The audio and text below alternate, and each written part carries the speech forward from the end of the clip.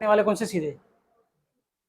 तो क्या केस है आपके पास में, कोई भी बॉडी का आपका क्या होता है, उसका अगर टेम्परेचर इंक्रीज होगा, कंडक्टर है उसमें आपने करंट पास किया, तो स्टार्टिंग में जो उसका टेम्परेचर है, जब भी करंट पास करना स्टार्ट किया तो टेम्परेचर है T0 और उस टाइम का रेजिस्टेंस है समझो R0। अभी आप इसका क्या करते हो, टेम्परेचर इंक्रीज करते हो और टेम्परेचर इंक्रीज करने के बाद में आपको इसका जो नया टेम्परेचर मिलता है वो समझ लो उसको हम नाम देते हैं T1 और उस टाइम पे उसका रेजिस्टेंस बढ़ के कितना हो जाता है R1। तो स्टार्ट में T0 टेम्परेचर था, वो T0 टेम्परेचर पर रेजिस्टेंस कितना था R0। बाद में उसका टेम्परेचर बढ़ा के कितना किया T1, उसका रेजिस्टेंस कितना हो गया R1। तो ऐसे में इंक्रीज इन रेजिस्टेंस होगा R1 minus R0 which is directly proportional to increase in temperature that is T1 minus T0।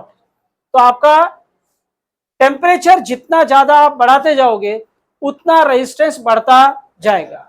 अब यहां पर आपने ये जो फॉर्मूला निकाल रहे हो ये जनरल फॉर्मूला है। क्या ये एक फार्मूला होता है स्पेसिफिक जो किसी चीज के लिए खास होता है, पर यहां पर कोई भी तरह का मटेरियल आपने लिया तो कोई भी तरह के मटेरियल में आपका ये फॉर्मूला चलेगा। तो जनरल फार्मूला जब हम निकालते हैं तो वहां पर प्रोपोर्शनलिटी साइन आपने हटा दिया तो R1 minus R0 is equal to, अब यहां पर आएगा कांस्टेंट। क्या आएगा वो कांस्टेंट इसके जैसा दिखता है, इसलिए ये मत समझना कि अल्फा है। वो क्या है, ये प्रोपोर्शनलिटी साइन नहीं होके ये कांस्टेंट है। हाँ ये प्रोपोर्शनलिटी साइन है पर ये प्रोपोर्शनलिटी साइन के जैसा दिखने वाला कांस्टेंट है alpha which is called as temperature प्रवीण coefficient of resistance. Last benches, temperature coefficient of resistance का मतलब क्या होता है कि किसी भी कोई भी एक सब्सटेंस का टेम्परेचर के साथ में यानी 1 डिग्री सेंटीग्रेड अगर मैंने टेम्परेचर बढ़ाया तो उसके वजह से कितना रेजिस्टेंस इंक्रीज होगा। टेम्परेचर कोएफिशिएंट ऑफ रेजिस्टेंस का मतलब क्या है, मैं रिपीट कर रहा हूं, अगर आप 1 डिग्री सेंटीग्रेड क्या करते हो, 1 डिग्री सेंटीग्रेड अगर टेम्परेचर बढ़ाते हो तो उसके हिसाब से रेजिस्टेंस कितना इंक्रीज होगा। इधर आवाज नहीं आना मांगता है। तो टेम्परेचर कोएफिशिएंट ऑफ रेजिस्टेंस मतलब आपका टेम्परेचर अगर 1 डिग्री इंक्रीज होता है तो आपका रेजिस्टेंस कितना इंक्रीज होगा। ठीक है, इसको बोलते हैं टेम्परेचर कोएफिशिएंट ऑफ रेजिस्टेंस। तो therefore alpha will be what, alpha will be R1 minus R0 divide by T1 minus T0। Change in temperature को हम अगर लिखते, चेंज इन रेजिस्टेंस को हम लोग लिखते हैं DR, ये दोनों का डिफरेंस कुछ आएगा और उसी टाइम पे टेम्परेचर का डिफरेंस भी कुछ आएगा। तो ये क्या आया DT। तो अभी आपने ये क्या मिला आपको कि अगर DT अमाउंट से आपका टेम्परेचर चेंज होता है तो DR अमाउंट से रेजिस्टेंस चेंज होता जाएगा। ये स्पेसिफिक होता है। ये क्या होता है, स्पेसिफिक होता है। इसका मतलब क्या है, इसका मतलब ये है कि अगर ये वैल्यू मैं कैलकुलेट करके निकाल रहा हूं तो मैंने एक्सपेरिमेंट के लिए एल्यूमिनियम लिया और एल्यूमिनियम का अगर मैंने 10 डिग्री टेम्परेचर बढ़ाया तो रेजिस्टेंस कुछ इंक्रीज हुआ, उसको कैलकुलेट किया मैंने, कैलकुलेट करके मैंने आंसर निकाला अल्फा का। तो alpha for aluminium will not be equal to alpha which is equal to copper और एनी अदर मटेरियल। हर एक अलग अलग एलिमेंट का टेम्परेचर कोएफिशिएंट ऑफ रेजिस्टेंस अलग होता। मतलब क्या है कि अगर आप कॉपर का 10 डिग्री टेम्परेचर बढ़ाते हो तो उसमें अगर 2 ओम का रेजिस्टेंस बढ़ के मिलता है तो 10 डिग्री टेम्परेचर एल्यूमिनियम का बढ़ाओगे तो उसका 2 ओम का रेजिस्टेंस इंक्रीज होके नहीं मिलेगा। सबके लिए वैल्यू अलग अलग रहता है। बात समझ में आ रही है? ध्यान इधर है। तो आपको क्या मिलेगा? Temperature coefficient of resistance is different for different material. आपको क्या मिलेगा? आपके बुक में एक टेबल रहेगा, मेरे को वही देखने का था कि आपके बुक का टेबल को आपको देख के जनरल रेफरेंस मिलेगा कि टेम्परेचर कोएफिशिएंट ऑफ रेजिस्टेंस अभी ये आपके बुक में से नहीं है। तो एक टेबल पहले हुआ करता था, मेरे को याद दिलाना, मैं इसका कहीं से आपको निकाल के मैं आपको बुक में से कोई मैं आपके नो इसमें डाल दूंगा ग्रुप में, तो आपको पता चलेगा कि क्या वेरिएशन मिलता है। तो वेरिएशन का कैसा रहता है? आपको क्या मिलेगा कि जो कंडक्टर्स है वो कंडक्टर का टेम्परेचर कोएफिशिएंट ऑफ रेजिस्टेंस अलग होता है in comparison to that of insulators और नॉन कंडक्टर्स। नॉन कंडक्टर में ज्यादा फर्क पड़ता है, पहले उनका टेम्परेचर रेजिस्टेंस क्या होता है? बहुत ज्यादा होता है, उनका टेम्परेचर ज्यादा बढ़ता नहीं है। अगर आप नॉन कंडक्टर जैसे लकड़ी हो गया, कांच हो गया, रबर हो गया, वुड हो गया, ये सबको अगर आप जलाने जाओगे तो इसको जलाने से उसका टेम्परेचर इंक्रीज नहीं होता, क्योंकि वो हीट ट्रांसफर नहीं करता। हीट अगर आपका ट्रांसफर नहीं होगा तो आपको क्या मिलेगा? इकड़े अगर आप उसको जैसा आपने अगर समझो लकड़ी लिया, लकड़ी को ऐसा आग में डाला तो आपके हाथ को जलता है क्या? स्टील को डाला तो आपका हाथ थोड़ी देर में गर्म हो जाएगा, चटका लगेगा ना, क्योंकि वो कंडक्ट करता है हीट को। पर नॉन कंडक्टर कंडक्ट नहीं करता है, तो उसको आग में डालोगे ना तो जल जाएगा, पर कंडक्ट करने वाला नहीं है। इसलिए temperature coefficient of resistance in non conductor is useless, उसका कोई फर्क मतलब कुछ खास नहीं है मिश्रा। लेकिन अगर आप कंडक्टर को पकड़ोगे तो कंडक्टर के केस में क्या होगा कि आपका अगर टेम्परेचर 1 डिग्री सेंटीग्रेड से बढ़ रहा है तो रेजिस्टेंस आपका उसी के हिसाब से वेरिएबल होता है लेकिन इफेक्टिव होता है। मतलब अगर आप कंडक्टर्स को पकड़ोगे ऊपर से लेके नीचे तक, गोल्ड, सिल्वर, कॉपर, एल्यूमिनियम, ये सब जो है वो उनके ऊपर टेम्परेचर पर ठीक ठाक इफेक्ट होता है। आप लोग को इसको समझने के लिए एक ऐसा एग्जांपल देता हूं जो आप डे टू डे लाइफ में देखते हो। अभी ठंडी का सीजन आ रहा है, तो ठंडी के सीजन में आप अगर कोई ऐसी चीज है जो कंडक्टर है, यानी आयरन रॉड हो गया, बेंच हो गया स्टील का, या इस तरह का कोई भी कंडक्टर है, उसको अगर जाके ठंडी में हाथ लगाओ तो वो ठंडा लगता है क्या गर्म? ठंडा। अगर आप लकड़ी का बेंच है, लकड़ी का कोई चीज बना हुआ है, उसको हाथ लगाओ तो वो गर्म लगता है कि ठंडा? वो गर्म लगता है रिलेटिवली। ठीक है, क्या रीजन है? क्योंकि जो कंडक्टर होते हैं वो हीट को क्या करते हैं? अपने में से कंडक्ट कर देंगे। जो दिन का गर्मी पड़ेगा या सुबह सूरज उगा तो उस टाइम पर थोड़ी बहुत हीट जो उसको मिल रही है, वो हीट वो सब क्या करेगा? कंडक्ट करके बाहर निकाल देता है। इसलिए मेटल क्या हो जाता है? मेटल या कंडक्टर ठंडा हो जाता है। नॉन कंडक्टर जो है उसको आपने अगर हीट दिया तो वो हीट लेकर उसको कंडक्ट नहीं करता, इसके लिए वो क्या रहता है? गर्म रहता है। इसके लिए क्या रहता है? वो तो वो आपको गर्म मिलेगा और उसका रिजल्ट आपको क्या मिलेगा? उसका रिजल्ट ये होगा कि आपका ये जो अल्फा है, ये अल्फा कंडक्टर का और नॉन कंडक्टर का, इसमें जमीन आसमान का फर्क होता है। और कंडक्टर में वो वैल्यू सिग्निफिकेंट होती है कि अगर आपका टेम्परेचर बढ़ेगा तो रेजिस्टेंस बढ़ेगा, और इतना बढ़ेगा कि वो इफेक्ट करेगा, तो उसको हमको कंसिडर करना पड़ता ही है। तो आपका अल्फा क्या है? Temperature coefficient of resistance. क्या है? Temperature coefficient of. इधर ध्यान है तुम्हारा? तो टेम्परेचर कोएफिशिएंट ऑफ रेजिस्टेंस आपका टेम्परेचर इंक्रीज करके देगा, पर आपका रेजिस्टेंस इंक्रीज करके देगा पर डिग्री राइज इन टेम्परेचर। आई बात समझ में? तो अब अगर इसको अगर हमको कंपेयर करके पढ़ना है तो पूरे फॉर्मूले में इधर आपका क्या आता है? आर नॉट भी आता है। आपका आर नॉट दूसरा फैक्टर आता है।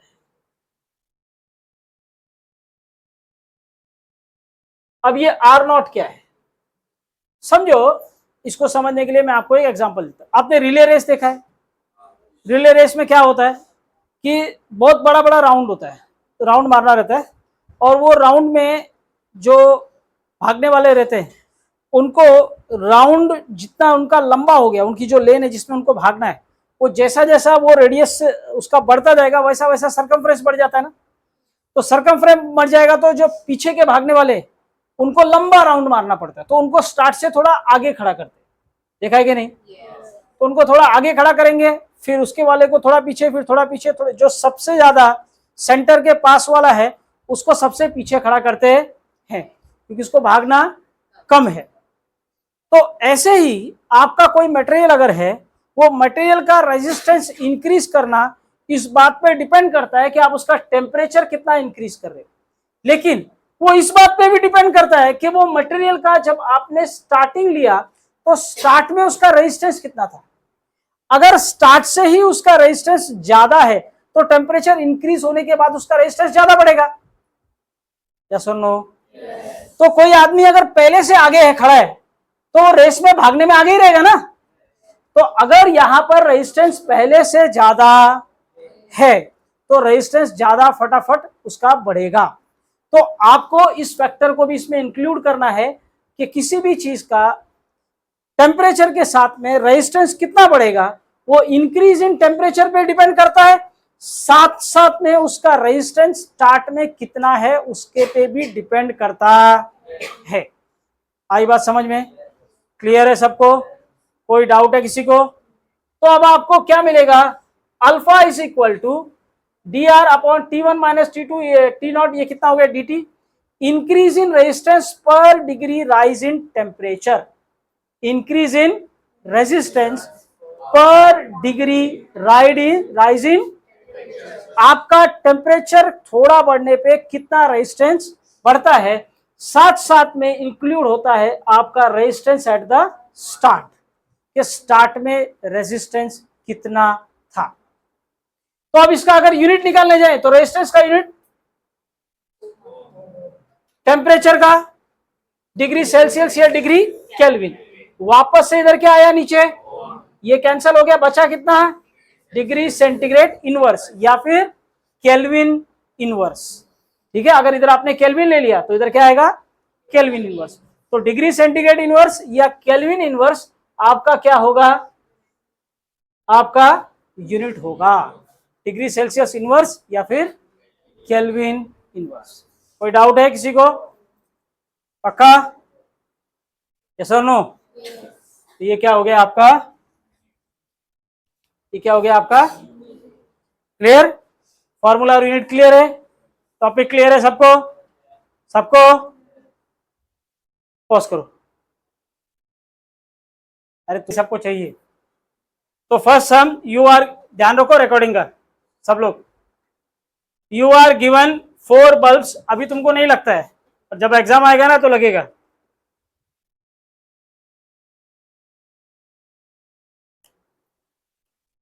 थांब तुझा स्पॉट लावतो। एक वेळ होती मी तुझे वयाचा होतो तेव्हा नाना पाटेकर हिरो होता मोठा, आणि त्यावेळी डायलॉग चालायचा, तुझा स्पॉट लावतो। ए बंद कर रेकॉर्डिंग, परत चालू कर। रेकॉर्डिंग झाली। चला, sum number 1, you are given 4 bulbs 25 watt, 40 watt, 60 watt and 100 watt. ठीक है, all operating at 230 volt. Formula अभी पूछेगा, तो वोल्टेज कितना है? 230 वोल्ट, और सबका पावर है अलग अलग,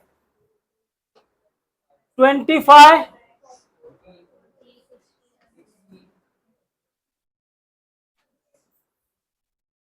40, 60।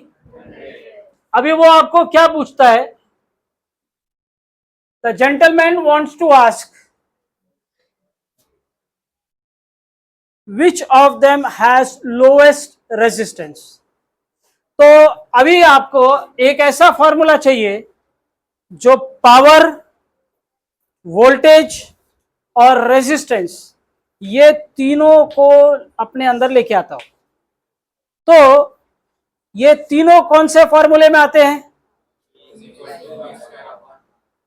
P इज इक्वल टू, कौन है ये बताने वाला?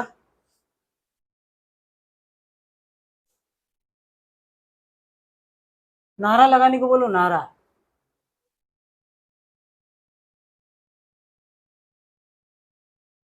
P is equal to v I. तो आई क्या हो गया? इकडे बघ, माझ्या तोंडावर काय नाही लिहिलं, इकडे बघ, इकडे बोर्डवर बघ। P is equal to v I, और ओम्स लॉ क्या बोलता है? V is equal to I R, therefore I is equal to V by, तो अब इधर वो डाला तो ये क्या हो गया? V बाय, तो ये क्या हो गया? तो आपने बोला मैं तो हमने तो बराबर बोला,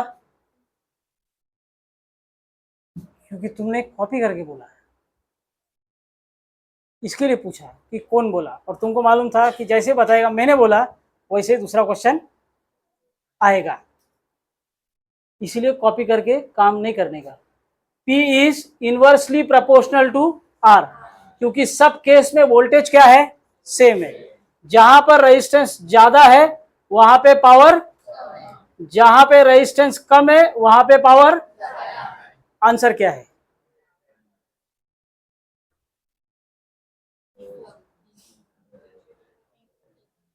किसका रेजिस्टेंस सबसे कम है उसी का पावर ज्यादा रहेगा ना।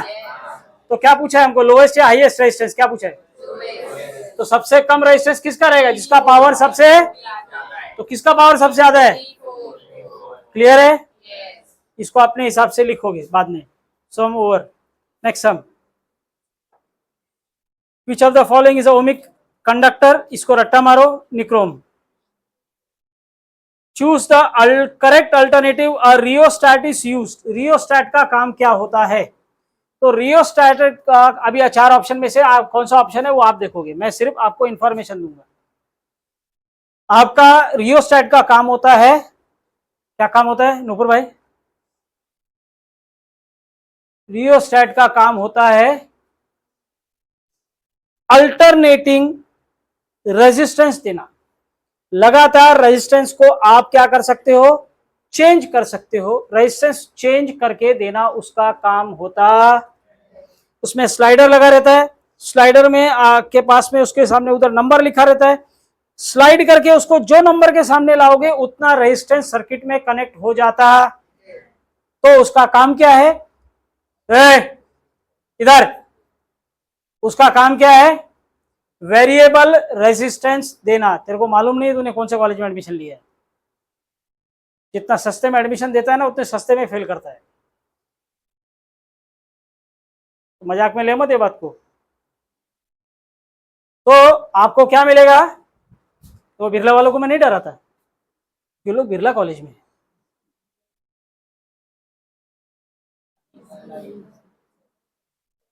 ये फ्लक्चुएट मारेगा फ्राइडे का दिन, रुको चेक कर लें, तो डबल चेक, चालू हो गया तो एसी चालू करें। तो अभी क्या होगा? आपका रेजिस्टेंस आपका कम ज्यादा जैसा होगा वैसा आपका जैसा चाहिए वैसा रियोस्टैट करके देता है। क्लियर है? तो आप इसका आंसर ढूंढ लोगे। Next question,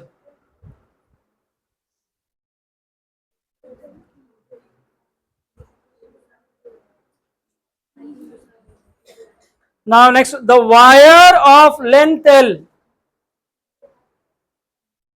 wire of length L and resistance R is stretched so that the radius of cross section is halved. What is the new resistance? तो आपको क्या दिया है? एक वायर है, इसका लेंथ कितना है? L1 स्टार्ट में, और उसका रेडियस कितना है? Small r1। लेंथ कितना है? L1, और छोटा उसका रेजिस्टेंस रेडियस कितना है? R1। तो हमको ये जो दो वैल्यू मिला, काय लिहिते? काय? चार्ज वाला फॉर्मूला, ओके ओके। तो L1 R1, ठीक है। तो L1 R1 उसका क्या है? स्टार्ट का क्या है? उसका लेंथ और रेडियस। अभी इसके साथ में क्या हुआ? इसको स्ट्रेच किया, खींचेगा तो वायर क्या होएगा? पतला होएगा ना। और अगर वायर पतला होगा तो उसका रेडियस और उसका लेंथ भी एक्सटेंड हो जाएगा। प्रवीण मैंने क्या बोला अभी?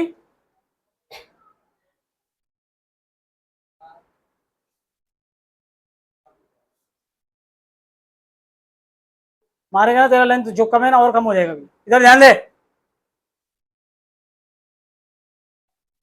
तो वायर को जैसे ही खींचेगा उसका लेंथ इंक्रीज हो जाएगा L2 और उसका रेडियस क्या हो गया उसने बोला पहले का आधा।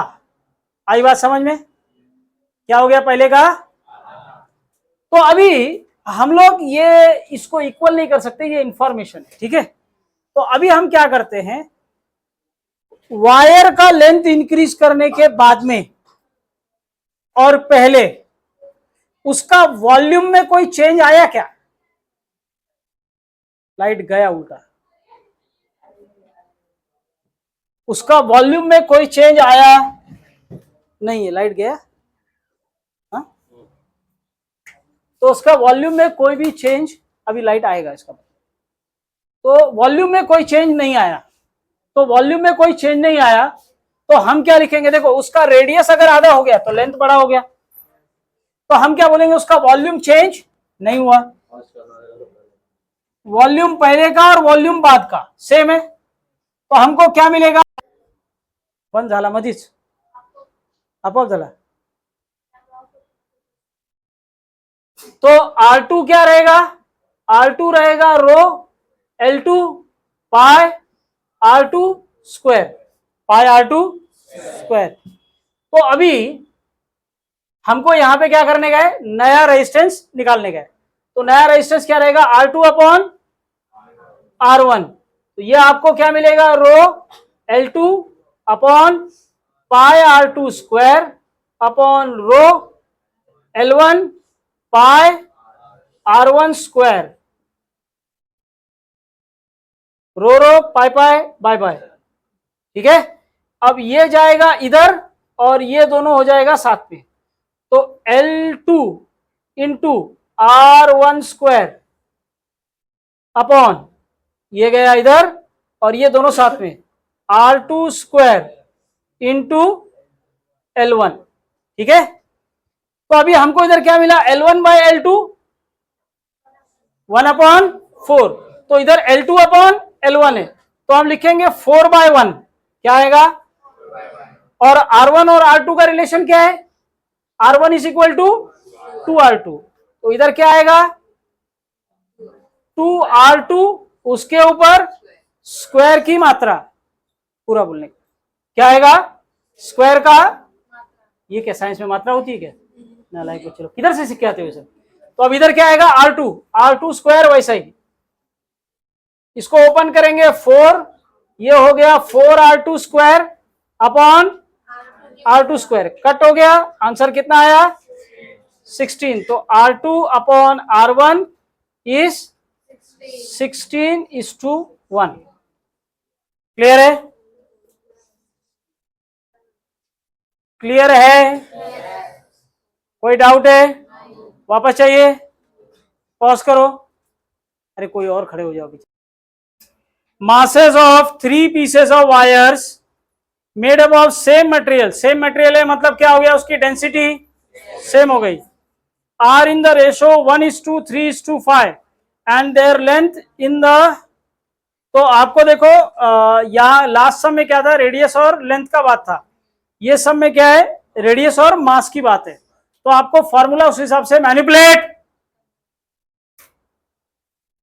करने का है। बड़ा अंदर रखो।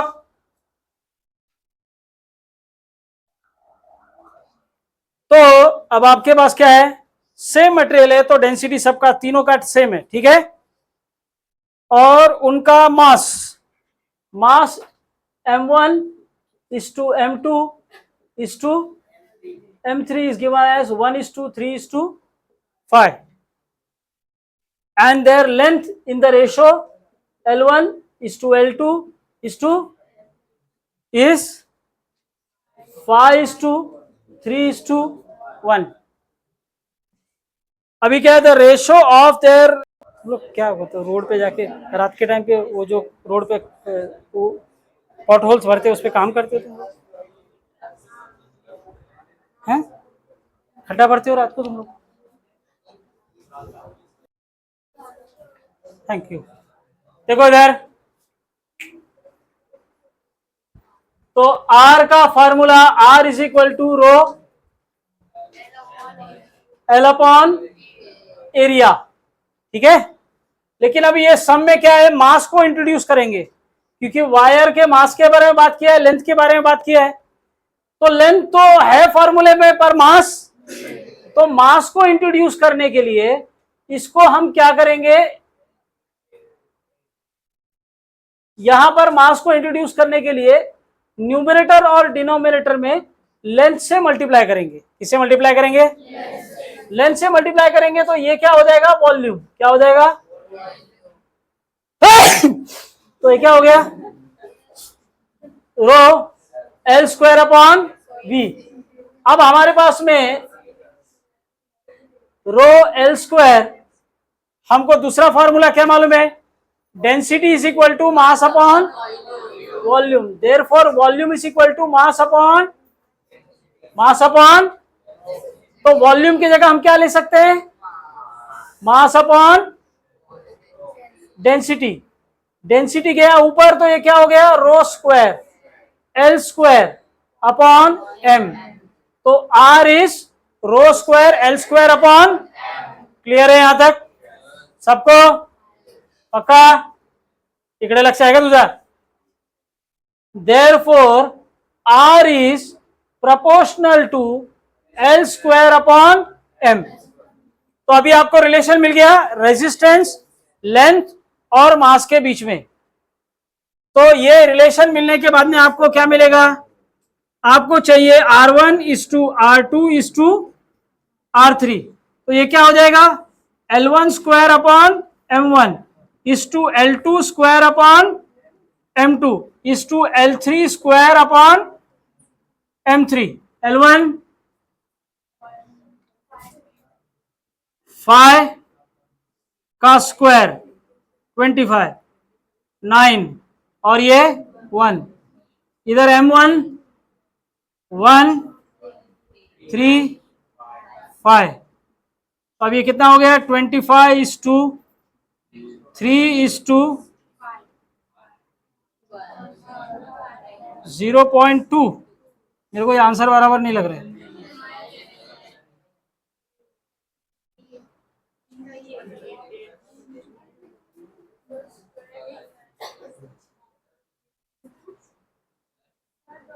अच्छा, ये L3 है, M बराबर है।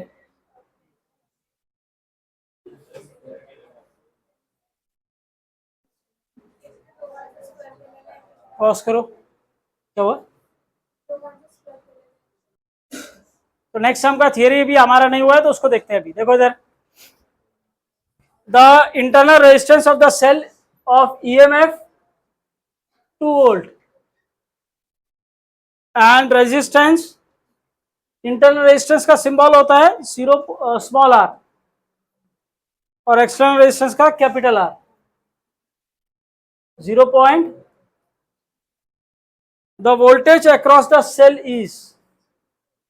तो देखो, अब इसका थियरी जो टेक्स्ट बुक में है वो देख लो, तो थियरी भी हो गया और सम भी हो जाएगा। इधर ध्यान दो सब लोग, ये आपका सेल है, अगर एक से ज्यादा है तो बैटरी है। तो अब ये सब में सेल लिया है तो खाली सिंगल लेंगे। सेल का अपना एक रेजिस्टेंस होता है, सेल का क्या होता है, अपना एक, जो सेल के अंदर ही होता है, इसलिए उसको ऐसा डायग्राम बनाते हैं। सेल के बाहर निकला तो इसको कनेक्शन किया एक दूसरा रेजिस्टेंस से, इसको बोलेंगे एक्सटर्नल रेजिस्टेंस, इसको बोलेंगे इंटरनल रेजिस्टेंस।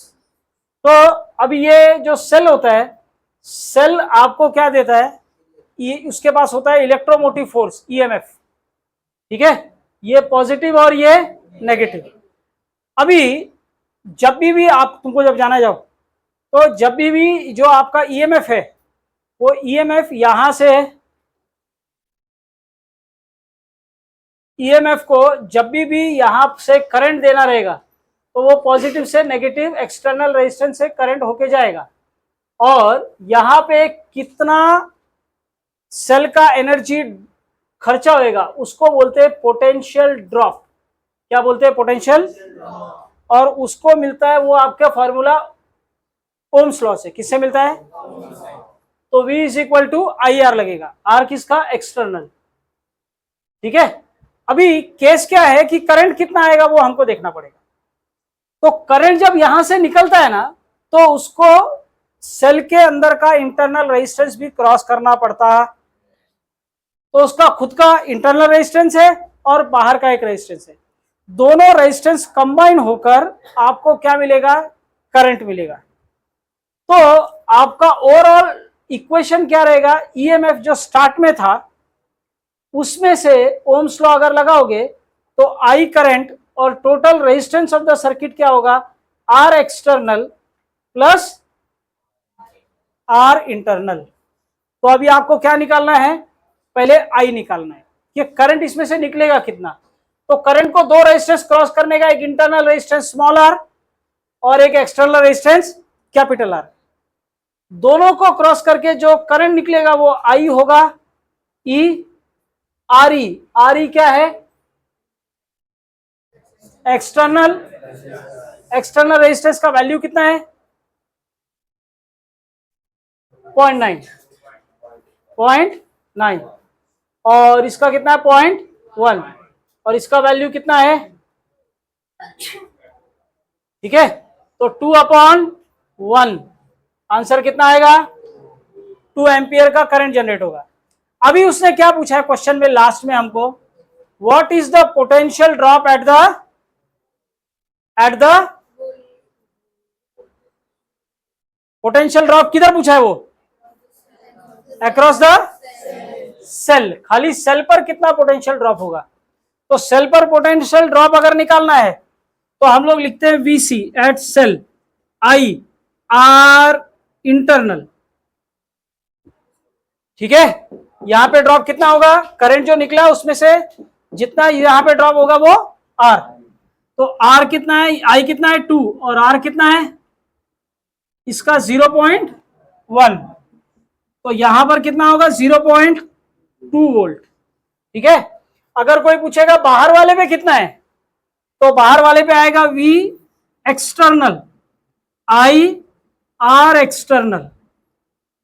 आई कितना? 2, एक्सटर्नल कितना है? 0.9। तो ये हो जाएगा 1.8 वोल्ट। तो टोटल कितना हुआ? 1.8 प्लस 0.2 2। तो टोटल वोल्टेज कितना है? 2। तो दोनों को ऐड किया तो कितना हो गया? देखो 2 हो गया ना। तो अगर आपको मैंने दोनों निकाल के दे दिया, ये आपको पूछा है ठीक है कि इंटरनल पे ड्रॉप कितना होगा, यानी यहां पे ड्रॉप कितना होगा। तो यहां पे ड्रॉप कितना होगा? आई इंटू 0.1। बाहर ड्रॉप कितना होगा? आई into R E.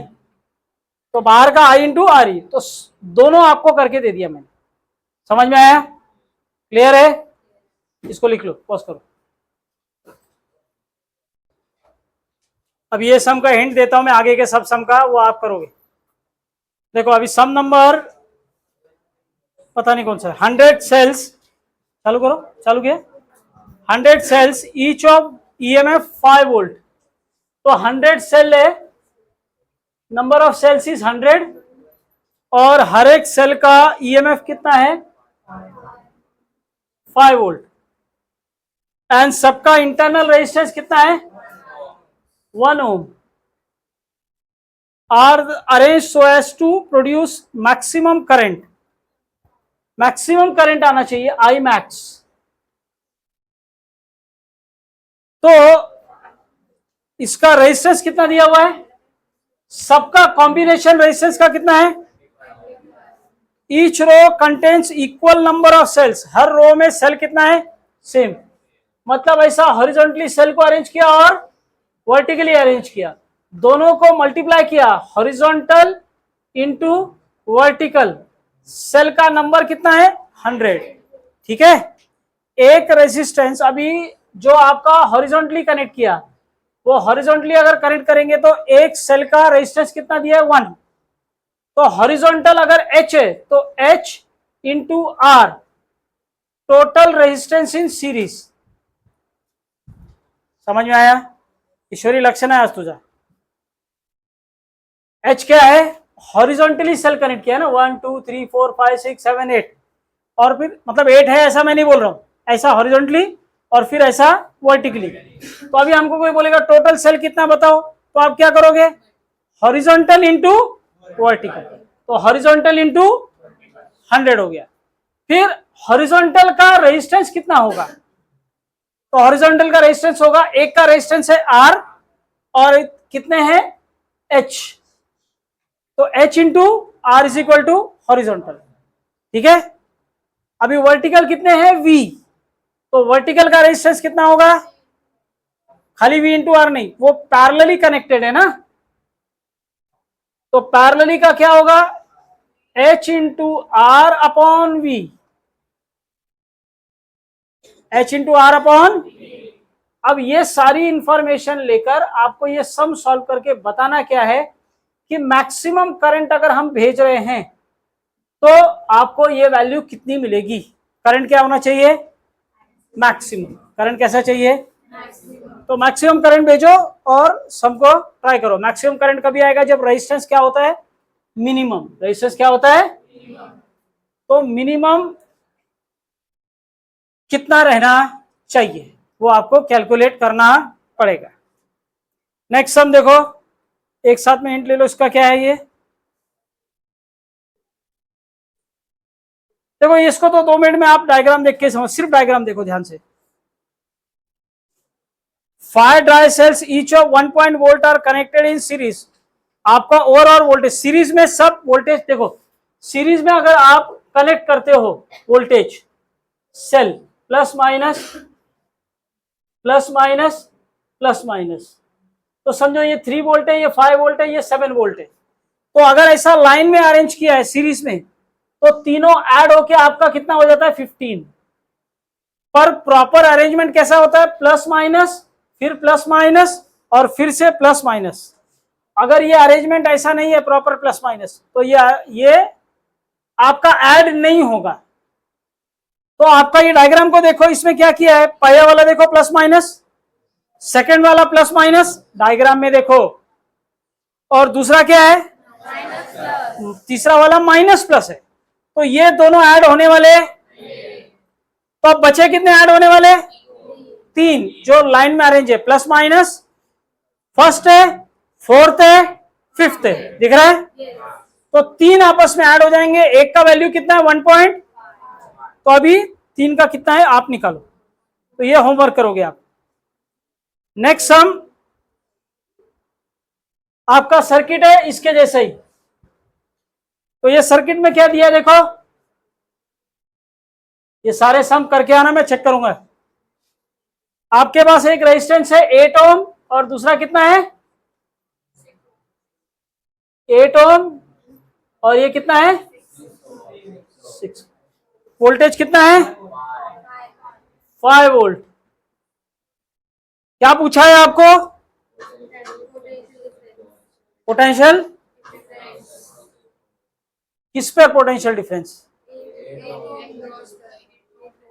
8 ohm resistance के अक्रॉस पूछा है। जैसे देखो अभी हमने सम किया था, तो हमने पोटेंशियल ड्रॉप निकाला किसका, एक्सटर्नल रेजिस्टेंस का और इंटरनल रेजिस्टेंस का। तो उसमें हमारे दोनों रेजिस्टेंस ऐड हो गए थे क्योंकि वो सीरीज में थे। तो यहां पर भी ये दोनों किसमें है, तो ऐड हो गया। तो टोटल रेजिस्टेंस RS कितना होगा, R1 प्लस R2, 8 प्लस 6 14। इतना क्लियर हो गया। अब क्या निकालना है, पोटेंशियल डिफरेंस का formula V is equal to IRS। पहले करंट नहीं निकलेगा तो पोटेंशियल मिलने वाला, तो करंट कैसे निकालोगे, therefore I is equal to V upon RS। V कितना है 5 वोल्ट और RS कितना है, तो 0.50, कितने जा 14 3 जा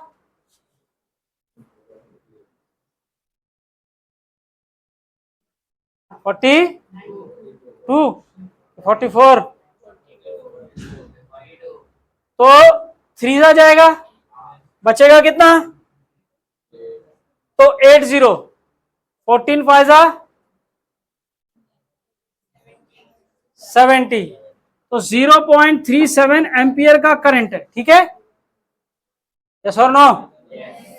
अब हमको पूछ रहा है इसके अक्रॉस वोल्टेज ड्रॉप कितना हुआ। तो फॉर 8 ओम रेजिस्टेंस क्या होगा, V is equal to I into 8, तो I कितना 0.37 इंटू 8। अगर हमको ये 6 का पूछ लेता तो खाली यहां पे आपको क्या लिखना है 6 ओम, बाकी सब सेम।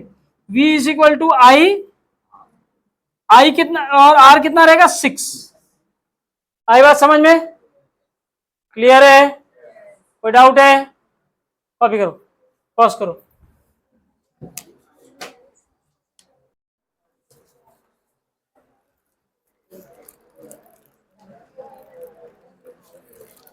टू का 1 देखो, फटाफट स्टार्ट किया। 2 का 1 देखो इधर,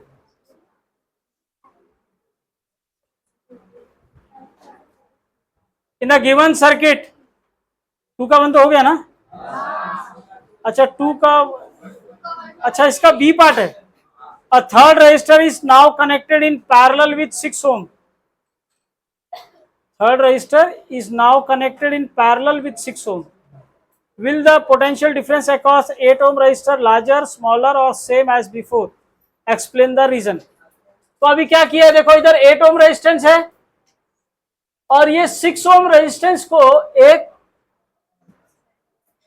थर्ड रेजिस्टर लगाया, अभी तक 2 थे तो थर्ड लगाया which is parallel to 6 ohm resistor.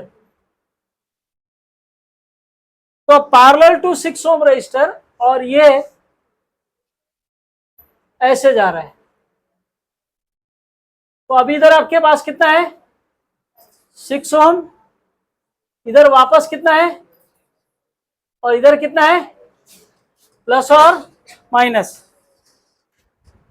अब वो क्या बोलता है कि will the potential difference across 8 be larger, smaller और सेम। अब वो 8 ओम पर जो रेजिस्टेंस था वो सेम रहेगा, ज्यादा रहेगा पहले से, या कम हो गया।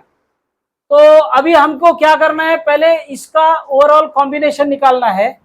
तो इसका आंसर 3 आएगा, पर अभी सॉल्व करके देख लेते हैं। तो 1/RP will be 1/R1 plus 1/R, इसको नाम देते हैं R1, इसको R2 और इसको R3। तो ये होगा R2 और R3। तो अब ये 1/6 प्लस 1/6 कितना हो गया 2/6, दैट इज 1/3। तो 1/RP कितना हो गया 1/3, तो RP कितना होगा 3 ओम। अब ये सर्किट कैसा हो गया, अब ये सर्किट हो गया 8 3 और फिर आपका सेल 5 वोल्ट, ये 3 ओम और ये 8 ओम। तो अब वो पूछता है पहले इस पर पोटेंशियल ड्रॉप कितना था। तो 8 ओम का पहले पोटेंशियल ड्रॉप कितना निकाला था हमने,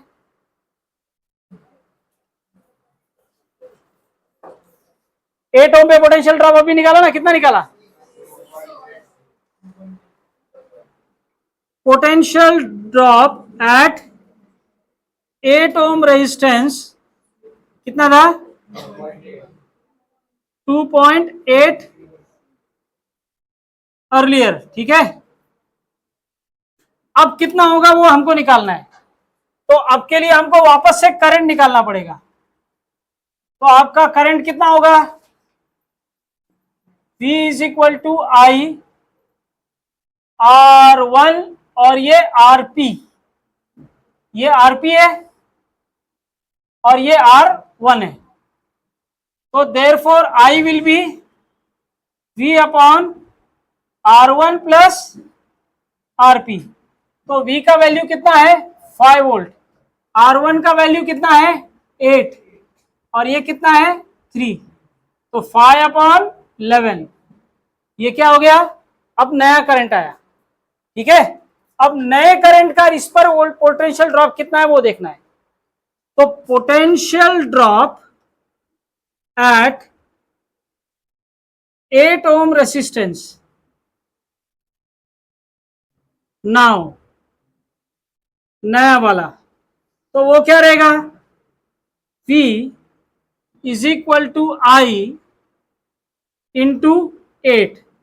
आई कितना 5/11 और ये कितना 8, तो अब ये हो गया 40/11, कितने जा गया 3 जा, 7 0 6 जा, उसके बाद 4 0 3 जा एम्पियर, नहीं वोल्टेज।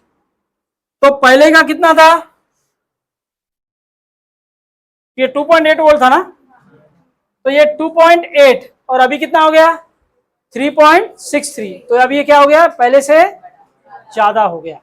ठीक है, क्यों ज्यादा हो गया, क्योंकि ये रेजिस्टेंस पहले कितना था, सिर्फ 6 था, अब इसके पैरेलल में एक और रेजिस्टेंस लगा के इसका रेजिस्टेंस क्या कर दिया, कम कर दिया, 3 कर दिया, मतलब क्या हो गया, कम हो गया। तो ओवरऑल इधर ड्रॉप क्या हो जाएगा, आपको ज्यादा मिलना शुरू होगा, क्योंकि ड्रॉप किस पर डिपेंड करता है, रेजिस्टेंस की वैल्यू पे। पोटेंशियल ड्रॉप का फॉर्मूला क्या है, V is equal to I R, इधर R कम हो गया ना, तो R कम हो गया तो इधर ड्रॉप कम हो जाएगा और इधर ज्यादा हो जाएगा, और वो हमको नंबर से भी मिल गया। आई बात समझ में, पॉज करो लिख लो।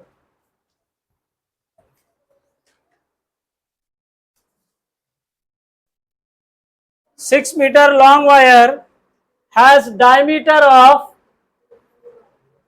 0.5 mm मिलीमीटर, तो रेडियस कितना होगा 0.25 mm।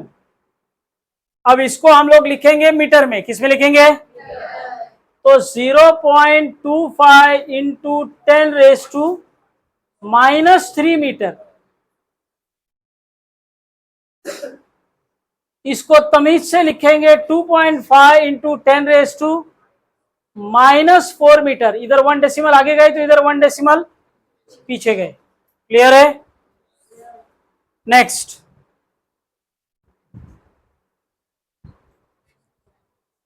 रेजिस्टेंस कितना दिया हुआ है, you are suppose to find out resistivity and conductivity which is reciprocal of resistivity, यानी कंडक्टिविटी निकाला तो उसका क्या करना है, रेसिप्रोकल। तो therefore we know formula,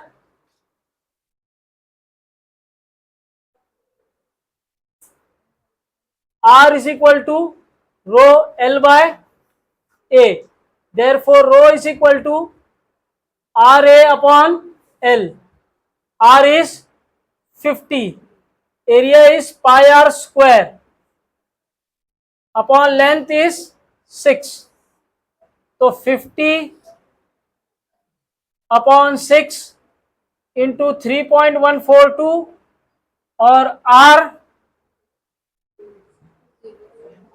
2.5 into 10⁻⁻⁴ का स्क्वायर। तो अब ये आपका कितना हो गया, इसको लॉग से करना चाहिए, अभी लॉग तुमको सिखाना बाकी है सबको एक बार। 2.5 का स्क्वायर 6.25, 10⁻⁻⁴ का 10⁻⁸ डिवाइड बाय 6। तो अभी इसको डिवाइड करेंगे से 6 7 जा 48 जा, 6 1 जा 48, 2 0 3 जा वापस 2 0, तो 8.33 इंटू 3.142 इंटू 6.25 इंटू 10⁻⁻⁸ मल्टीप्लाई करो, आपको आंसर आएगा। पॉज करो। कोई डाउट है किसी को, वापस बताऊं कोई स्टेप, Sum number one,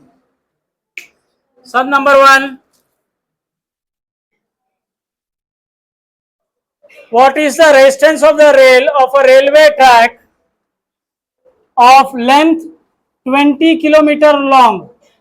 तो 20 इंटू 10⁻³ मीटर, ये क्या हो गया उसका length of the track, 20 kilometre लंबा है.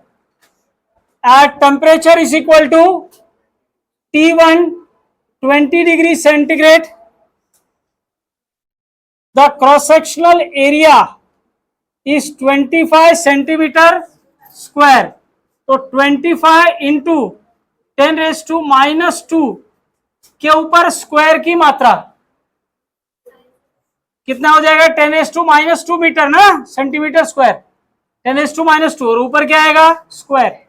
तो 25 इंटू 10⁻⁻4 मीटर स्क्वायर.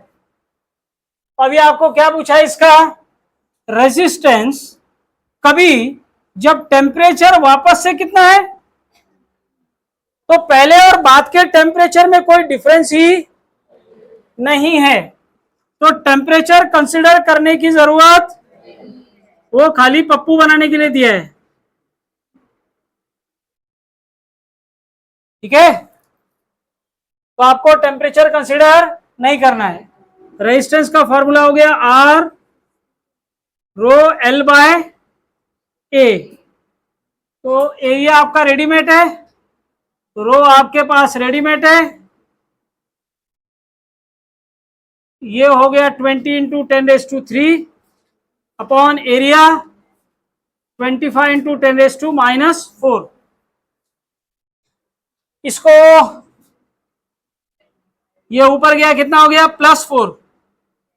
+4 और +3 कितना हो गया 7 और ये -8 -1 बचेगा, और ये हो गया 120 इंटू 10⁻⁻1 अपॉन 25. तो ये कितना हो गया 12 अपॉन 25. तो 0 पॉइंट, अभी हो गया 120, कितने का गया 4 जा, कितना बचा 20 का हो गया 200, तो 0.48. चेक करो,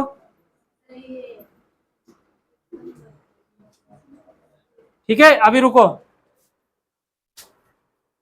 एक साथ में लो, ये क्लियर है सबको.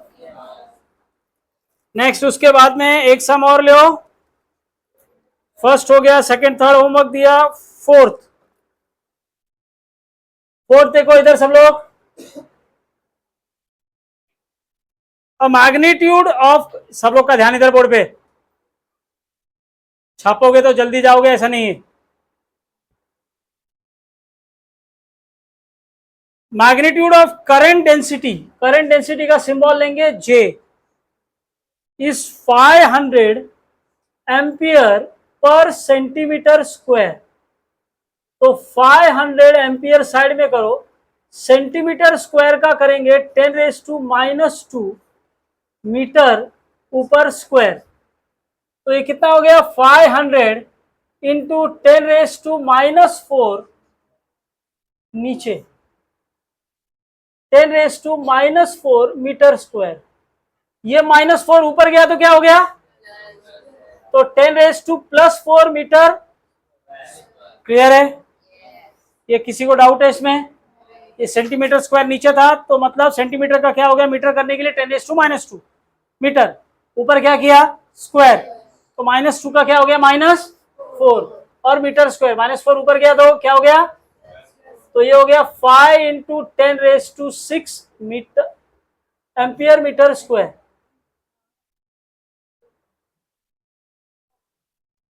हाँ, 5 इंटू 10⁻6 एम्पियर मीटर.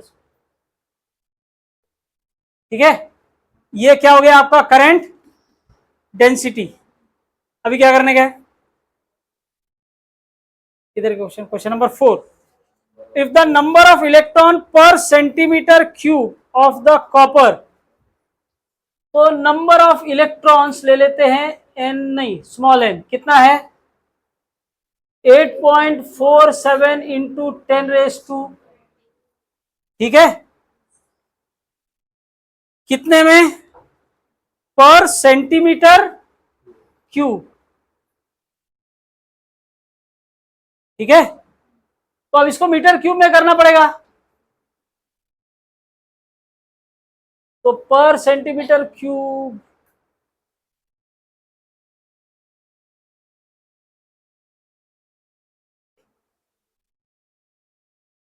मीटर किया और क्यूब, तो 8.47 इंटू 10⁻²² ये हो गया 10⁻⁻6 मीटर क्यूब। ठीक है, -6 ऊपर गया तो माझा खेल कर 10⁻6 ऊपर गया तो -6, 8.47 इंटू 10⁻+8 पर मीटर। क्लियर है? ये क्या आया? नंबर ऑफ इलेक्ट्रॉन्स पर मीटर क्यूब। ये क्या है? Current density. पुढे काय? Calculate the drift velocity of the electrons. तो आपको क्या निकालना है? Drift velocity of the electrons. एक इलेक्ट्रॉन का चार्ज हमेशा के जैसा 1.6 इंटू 10⁻⁹ कूलम। तो वीडी का फॉर्मूला बोलो। वीडी का फॉर्मूला जिसमें ये तीनों आते हैं, J upon NE, J upon, तो 5 into 10⁻⁶ is J, N is 8.47 into 10⁻⁸ और E 1.6 इंटू 10⁻⁻19 कूलम। ठीक है, क्लियर है? इसको ट्राई करो सॉल्व करने को, नहीं तो लॉगबुक से करेंगे।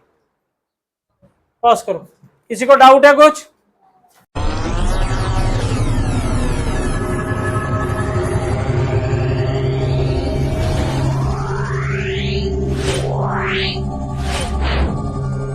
Yeah.